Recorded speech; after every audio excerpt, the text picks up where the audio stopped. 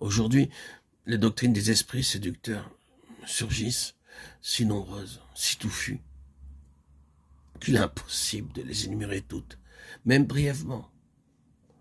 On croit généralement qu'elles ne se trouvent que dans les religions païennes, mais en réalité, elles sont partout. Les esprits séducteurs travaillent sous tous les cieux et sous toutes les latitudes, mais ils exploitent l'instinct religieux qui se trouve en toute âme d'homme pour semer à profusion leur contrefaçon de la vérité. C'est pourquoi la vérité seule peut dissiper les doctrines de séduction des émissaires de Satan. Non pas seulement certains aperçus de la vérité, mais la vérité tout entière.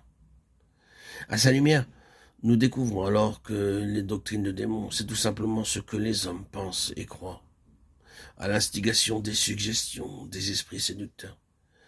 Toute pensée, toute croyance relève forcément de l'un ou l'autre domaine.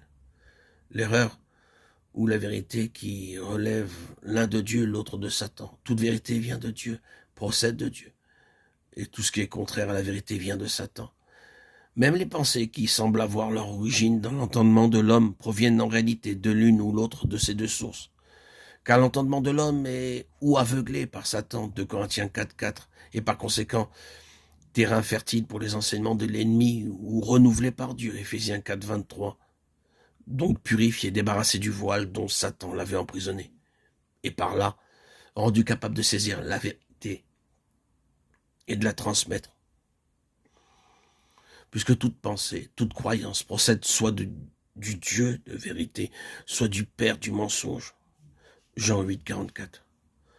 Nous ne pouvons reconnaître la source, l'origine de toute doctrine, pensée ou croyance qu'en nous basant sur la révélation écrite, qui est la parole de Dieu.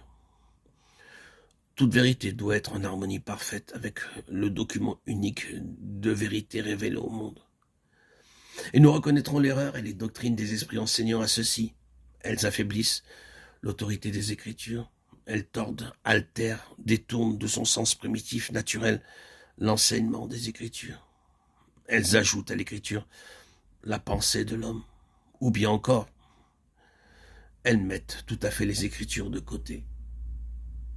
Le but poursuivi par l'ennemi, c'est de cacher, de fausser, de diminuer ou même de faire rejeter entièrement ce que dit la Bible de la croix du Calvaire, où il fut vaincu et où le Christ reconquit la liberté pour les captifs, tous ceux qu'il gardait en esclavage, pour éprouver les pensées et les croyances